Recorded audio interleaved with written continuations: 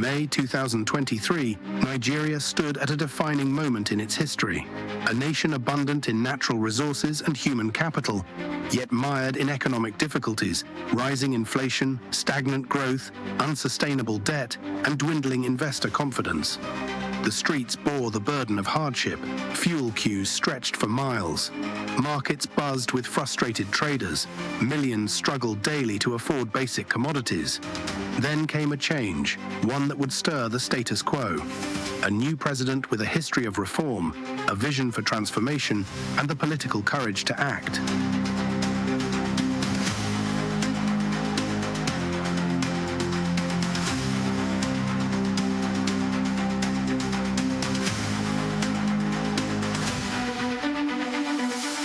President Bola Ahmed Tinubu, GCFR, Nigeria's 16th president, stepped into office with a clear goal: rebuild the economy from the ground up. This is the story of how bold policies, hard choices, and determined leadership began reshaping the future of Africa's largest economy.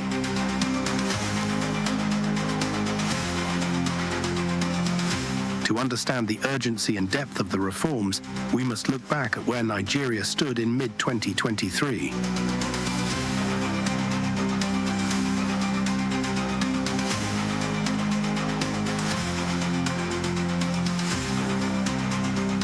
The economy was heavily dependent on oil, a volatile commodity. The naira had lost significant value. Over 130 million Nigerians were living in multidimensional poverty. Public debt had soared to 77 trillion naira, and inflation was squeezing households beyond breaking point.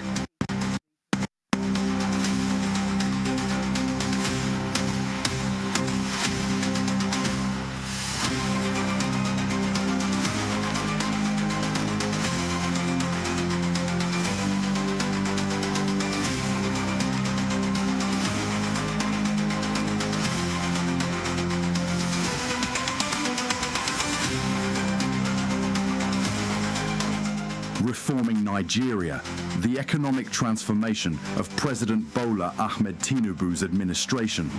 The fundamentals were weak. Revenues were drying up. We were spending more on debt servicing than on infrastructure. President Tinubu inherited an economy on the edge, but instead of retreating, he advanced with perhaps the boldest set of economic reforms in 2 decades. With 4 words, Tinubu dismantled one of Nigeria's most entrenched and expensive economic policies, the fuel subsidy, long criticized as a drain on the treasury. As he said, it was no more. On fuel subsidy, unfortunately, the budget that I've glimpsed before I assumed office and what I've heard is that no provision is there for fuel subsidy. The fuel subsidy is gone. For decades, the fuel subsidy has cost trillions, benefiting smugglers and reaching just a few Nigerians and distorting the market value. The removal was painful but necessary. It showed political will. Subsidies weren't helping the poor. They were only helping the corrupt few. The subsidy costs us trillions of naira yearly. Such as a vast sum of money would have been better spent on public transportation, health care, school, housing, and even national security. Instead, it was being funneled into the deep pocket and lavish bank accounts of a selected group of individuals. This group had amassed so much wealth and power that they became a serious threat to the fairness of our economy and the integrity of our democratic governance. To be blunt, Nigeria could never become the society it was intended to be as long as such small, powerful, yet unelected groups hold enormous influence over our political economy and the institutions that govern it. The whims of the few should never hold dominant sway over the hopes and aspirations of the many. The immediate aftermath was tough. Fuel prices tripled, transportation and food costs skyrocketed, but the government quickly introduced a 500 billion naira palliative support plan, including 8,000 naira monthly cash transfers to vulnerable households, fertilizer and food distribution, and plans for a national mass transit scheme. Our economy is going through a tough patch, and you are being hurt by it, I know. The cost of fuel has gone up. Food and other prices have followed it. Households and businesses are struggling. Things seem anxious and uncertain. I understand the hardship you face. As I came here to help, not to hurt the people and the nation that I love so dearly. What I can offer in the immediate is to reduce the burden of current economic situation, which has imposed on all of us, most especially on businesses, the working class, and most vulnerable among us. Already, the federal government is working closely with states and local governments to implement interventions that will cushion the pains of our people across socio-economic brackets. The goal to redirect funds towards the sectors that directly impact lives, health, education, wealth, and jobs under the renewed hope agenda was strong, firm, and solid. Soon after subsidy reform came another landmark move: foreign exchange unification. We announced the end of a crippling fuel subsidy regime and the unification of foreign exchange rates. Combined with the effect of an unsustainable fiscal deficit and hidden subsidies, these factors distorted the money supply and created an unfair playing field for an elite crop of unpatriotic forces. But that is no more. It's gone. For years, Nigeria operated a complex and opaque multiple exchange rate system. The result? Distorted markets, arbitrage opportunities, and investor uncertainties.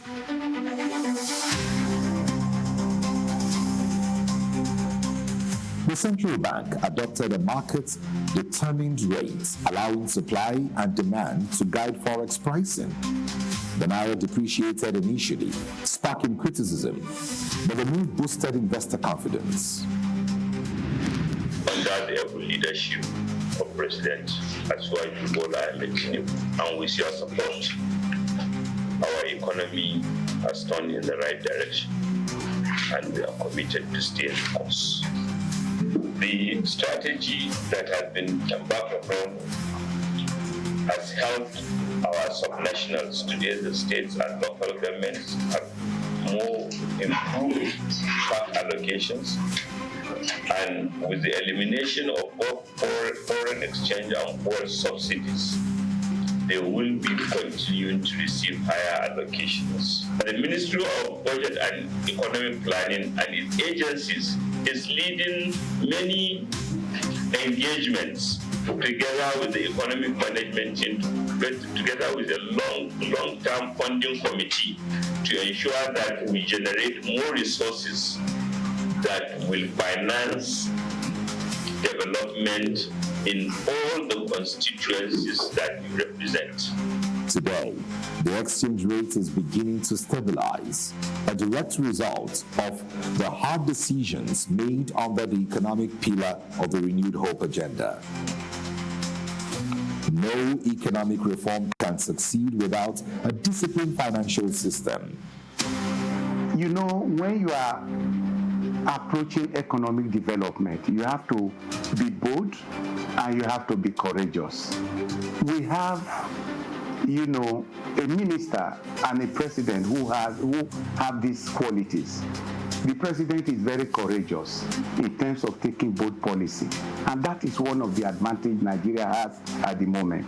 Because if you don't have bold initiative to implement bold policy, you cannot achieve economic development. You cannot even achieve growth, which trickles into overall economic development. First and foremost, courage, boldness is important in moving economy forward. President Tinubu overhauled Nigeria's monetary and fiscal leadership.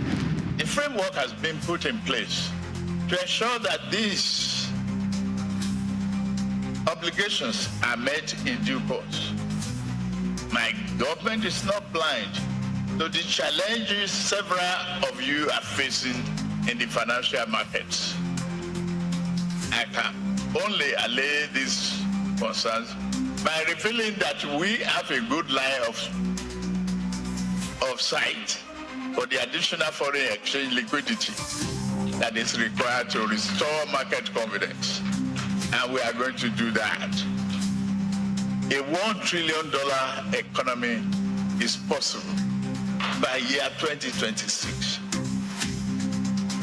And a $3 trillion economy is also possible within this decade.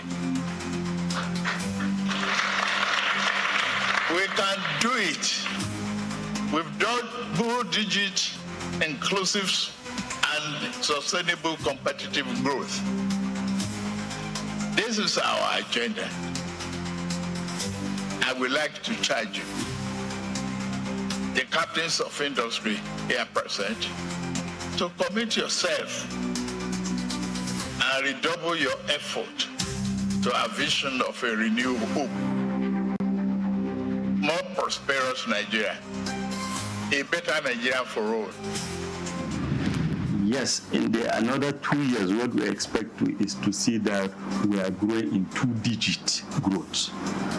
In order for us to meet this expectation of the $1 trillion economy, which has already been given as a marching order by Mr. President.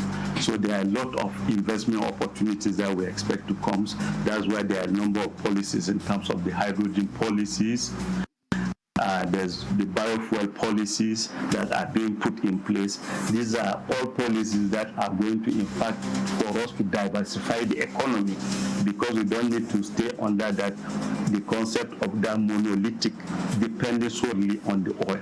So we want to really see how the economy, we call it concentric diversification of the economy, so that those opportunities will come, we depend less on oil. You understand? More especially, that's why we are talking of the biofuel, the hydrogen policies, in fact, and there are a number of initiatives. More especially, we have a program which we call the NGKS, Nigerian Community Actions for Resilience and Economic Stimulus Program, which has helped really to bring a lot of people out of poverty.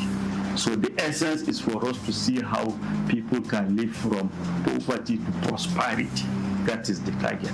And I'm sure with the way the policies of government are going, we can envisage that this trajectory in terms of growth is going to be met as soon as possible. A new central bank governor was appointed with a mandate to fight inflation, stabilize the naira, and rebuild trust. The Senate, in the Committee of the Whole, considered the request of Mr. President and Commander-in-Chief for the confirmation of nominees for appointment as governor and deputy governors of the Central Bank of Nigeria. The nominees answered questions from distinguished senators on CBN matters and other matters and a number of topical issues. Thereafter, the committee approved the nominations of Olayemi Adoso for the position of Governor of Central Bank of Nigeria. Is this a true reflection of what transpired in the Committee of the Whole?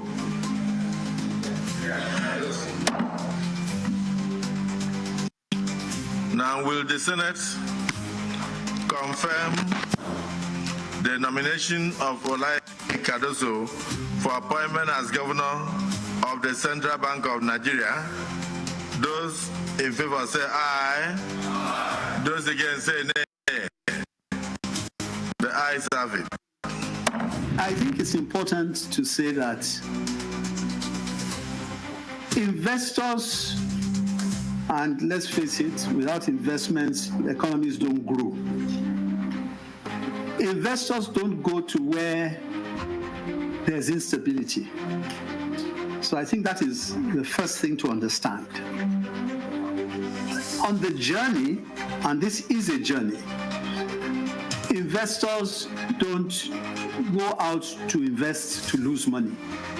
They go out to invest because there's stability in an economy and they can plan. With that stability comes confidence. With confidence comes investment.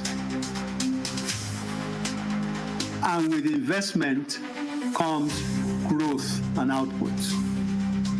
I think that's definitely the trajectory that you will find in all countries of the world. We obviously have been through a long period of instability. And I think that clearly what is being recognized is that the Nigerian economy is now stable and there's interest in those who want to invest to now invest. The Federal Inland Revenue Service was tasked with boosting non-oil revenues. The Presidential Committee on Tax Reforms was inaugurated to expand the tax nets, simplify procedures, and tackle evasion. This is the renewed hope in action. An economy built on productivity, not rent-seeking. To create jobs and grow the GDP, President Tinubu focused on investment and industrial growth. The long-term prospect of the nation and the benefit is for us to re-engineer the finances and the economy of our great country. That, I assure you, I will do. Mega projects like the Dangote refinery, promise energy independence, export processing zones were revamped. Solid minerals were positioned as the new oil agriculture value chain saw renewed energy with the introduction of boosts into the livestock sector of agriculture. The Nigerian Startup Act was activated to support innovation. Techpreneurs were given funding access, mentorship, and regulatory support. This is the industrial face of the Renewed Hope agenda: inclusive, sustainable, and empowering.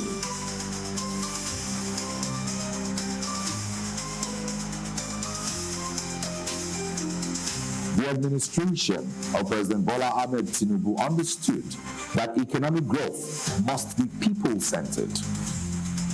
The National Social Investment Program was revitalized, targeting millions through conditional cash transfers, school feeding, and youth empowerment.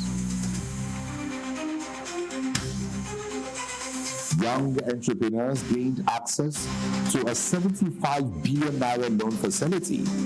The Student Loan Act was passed to support education for all, without financial barriers. Our administration assumed its commitment to the youth by setting up the student loan scheme. To date, 45.6 billion has already been processed for payment to students and their respective institutions.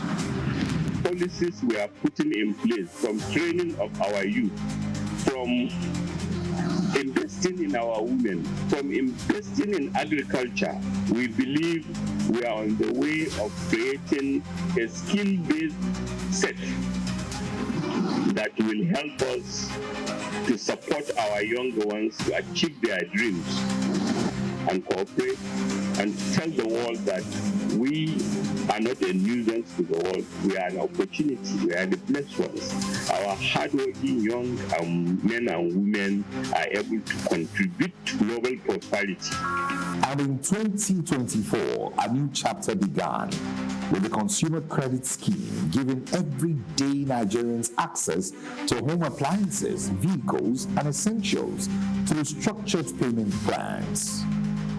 The Renewed Hope Agenda is not just a policy, it is a promise of economic dignity.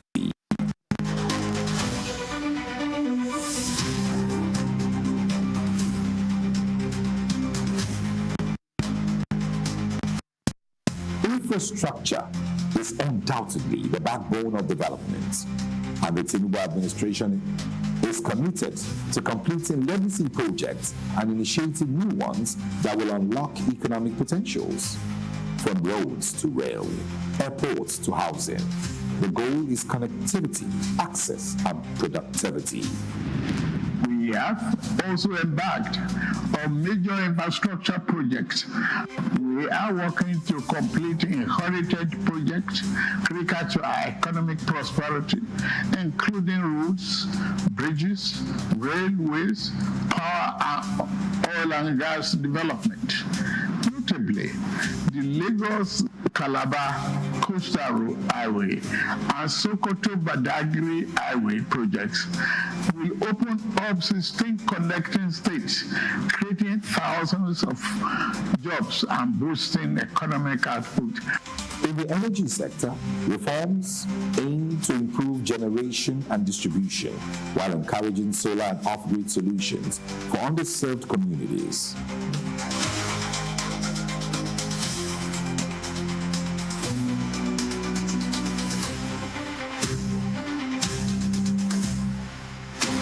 Not all have embraced the reforms. From labor unions to civil society, criticisms have emerged.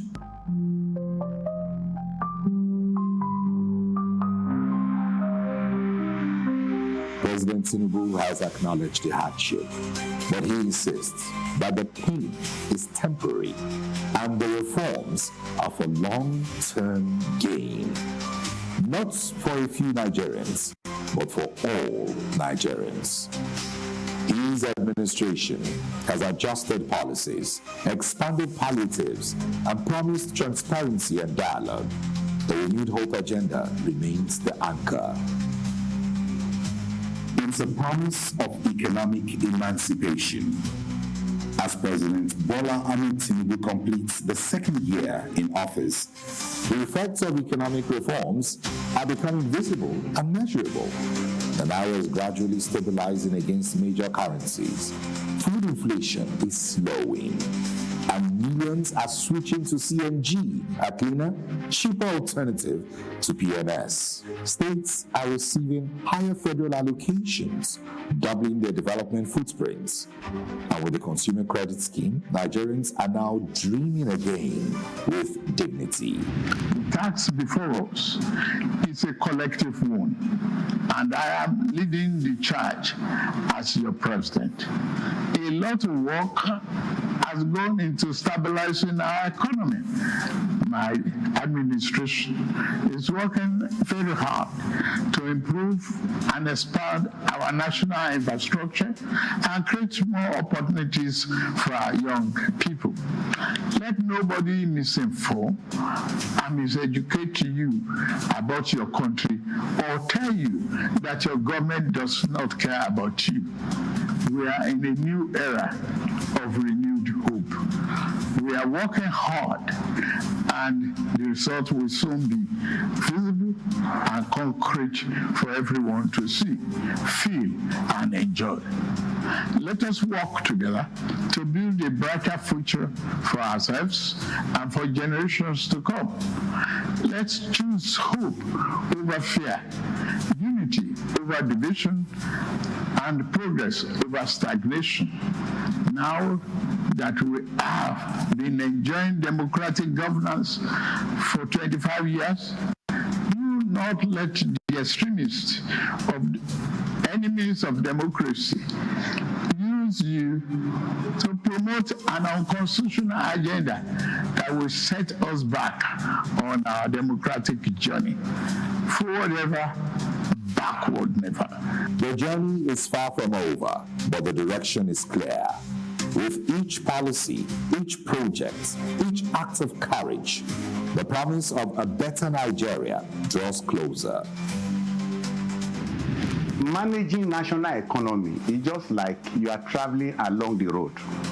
You meet a very big junction where there's no traffic light, no traffic warning. Everybody is struggling to pass. That's where all the presidents are with their own country.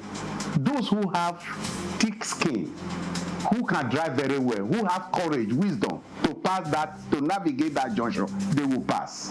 When you pass, it means that you have conquered poverty. You have overcome underdevelopment. Now, we have a president that has courage to pass.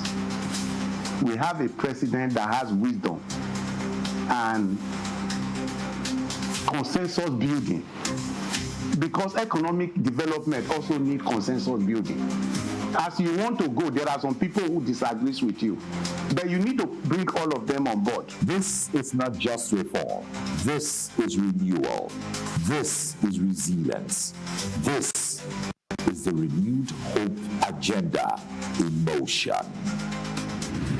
To fund our Agenda 2050 and the renewed hope agenda, we need confidence and integrity and soundness in our financial system, so that the distortionary elements that are tiny, that cannot support our dream, are kept at bay and even ring-fenced and punished, while at the same time providing a mechanism where we can go to financial markets, or rather our private sector can also go to financial markets and raise money because of the confidence we put into our financial system. And I believe it can be done. I believe our credit rating should improve better. This is the Tinubu economic transformation. And for over 200 million citizens, it is only just the beginning. Reform in Nigeria, renewed hope is indeed for every Nigerian.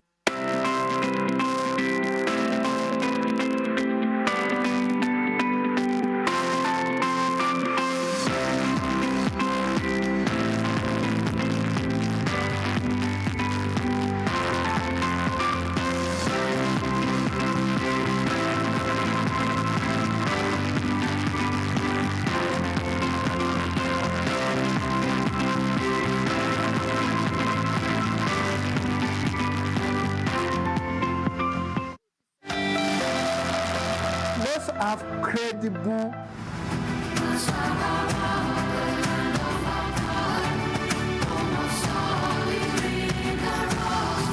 His Excellency Engineer Abdullahi A. Sule and the entire good people of Nasarawa State heartily welcome President Bola Ahmed Tinubu GCFR to Nigeria's home of solid minerals, where Mr. President will commission the ultra-modern State Secretariat, distribute operational vehicles to security personnel, and solar keke tricycles to young entrepreneurs. President Tinubu will also commission the superior Lafia flyover and underpass.